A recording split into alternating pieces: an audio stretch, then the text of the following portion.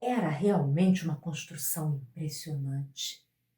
Em alguns momentos o corredor era estreito, em outros se alargava. De repente ele se via dentro do que parecia ser um quarto, todo mobiliado, e depois ele voltava a caminhar por corredores, e os corredores, de repente, eram escadas, e subiam, e depois viravam em outro andar, no andar de cima.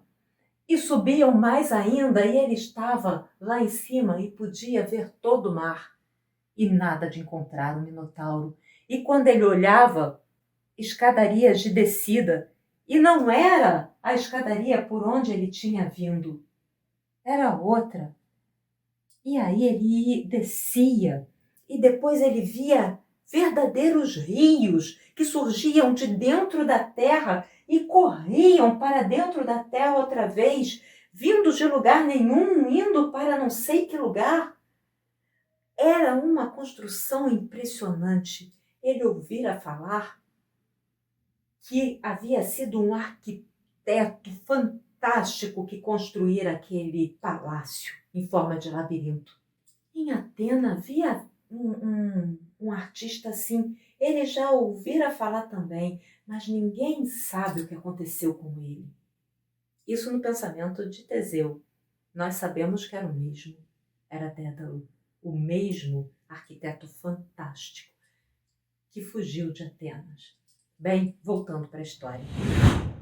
Teseu andou, de repente ele se viu bem no centro, e ele sabia que era o centro porque havia um mosaico e parecia haver vários caminhos que saíam naquele lugar. E o mosaico com o rosto do Minotauro. Ele ficou muito impressionado olhando para aquilo. De repente, a figura do Minotauro aparece na frente dele. Ele larga o cinturão, o Minotauro vem para cima dele, ele pula em cima do Minotauro, agarra os chifres e se joga com o peso todo para o chão. Acontece que o Minotauro não era o touro e começou a socar as costelas de Teseu, e aqueles socos doíam. Teseu teve que aguentar firme as pancadas ali, fechou os braços para proteger as costelas, segurando firme a cabeça do Minotauro junto ao chão, e o Minotauro socando seus braços. Teseu pediu ao pai: poderoso Poseidon, me ajude a suportar. O pai estava olhando. Ele não quis ajudar. Ele quis que Teseu conseguisse sozinho. Afinal, se ele ajudasse, que graça teria? O próprio Teseu se desencorajaria depois. Ele ficou ali. Ele não queria que Teseu perdesse. Se ele tivesse que interferir, seria no último instante. Poseidon apenas falou em seu ouvido: coragem, rapaz, coragem. Até que Teseu, não suportando mais as pancadas, com toda a sua força, torceu a cabeça do Minotauro. Ele largou. O Minotauro caiu no chão. Ele estava bem dolorido. Ele levou umas pancadas boas daquele ser. Ele ficou com raiva do bicho.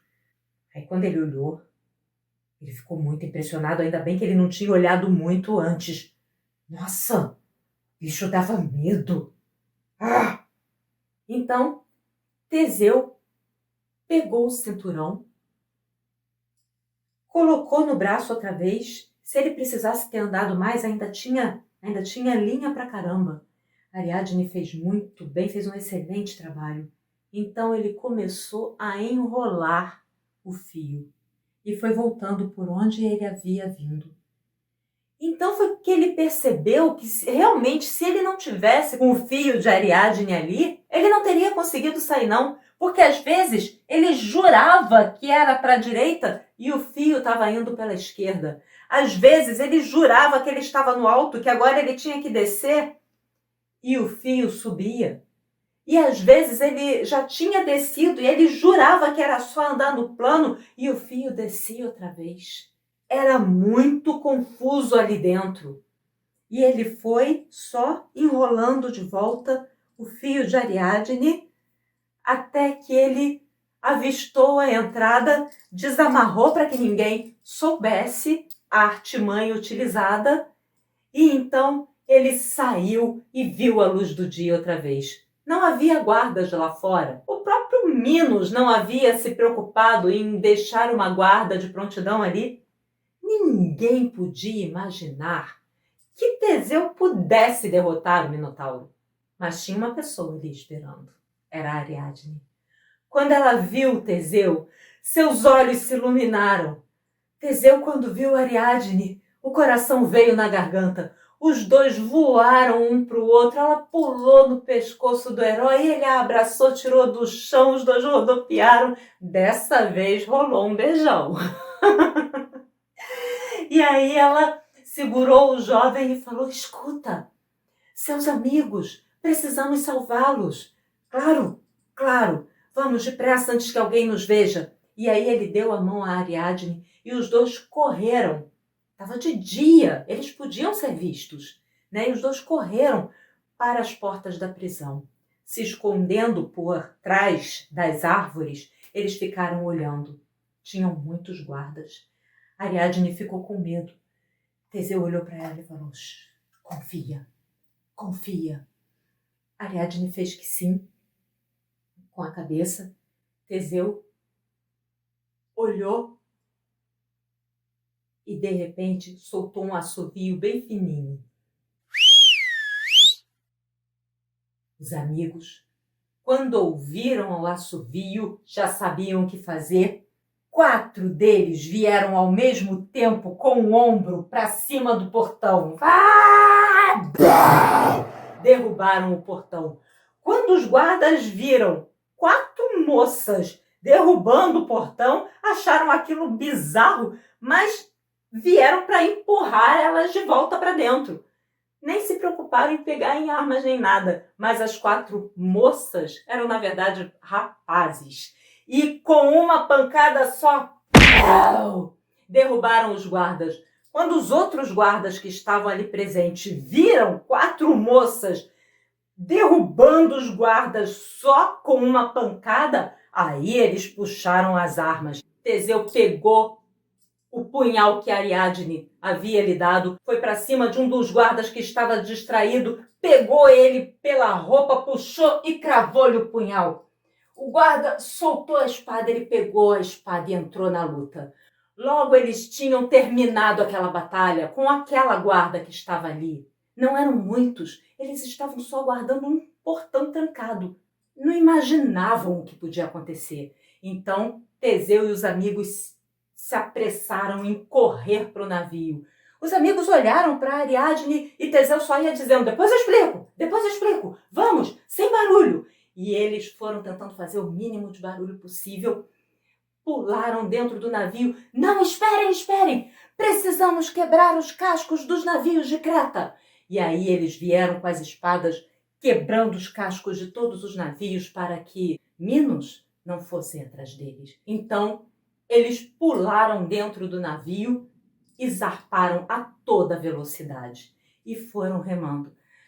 Ariadne suspirava olhando para Creta, sabendo que era a última vez que ela via a sua terra natal. Eles foram embora. Quando o turno dos guardas foi mudar, que a nova guarda veio para render quem estava ali, que eles viram os guardas no chão, o portão da prisão arrebentado, eles começaram a gritar: os prisioneiros fugiram! Os prisioneiros! Avisem a todos! E eles foram correndo. Um mensageiro foi no palácio avisar, os outros foram correndo para a beira da praia. Quando chegaram lá, ainda viram o navio ao longe partindo. Coloquem os navios na água! Coloquem os navios! Eles começaram a empurrar os navios para dentro d'água.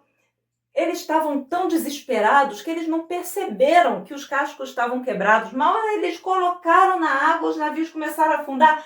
Puxem de volta! E tiveram que puxar os navios de volta para a areia e ficaram olhando, rafando de cansaço com o esforço, né, de empurrar, depois puxar.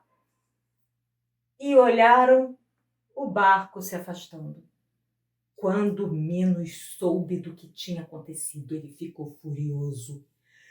Chamem Dédalo aqui! Agora!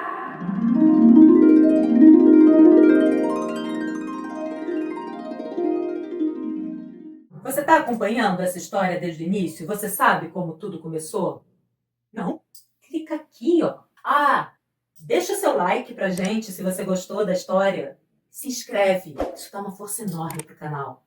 E não esquece de ativar o sininho, que é para receber as novidades. Beijos astrais.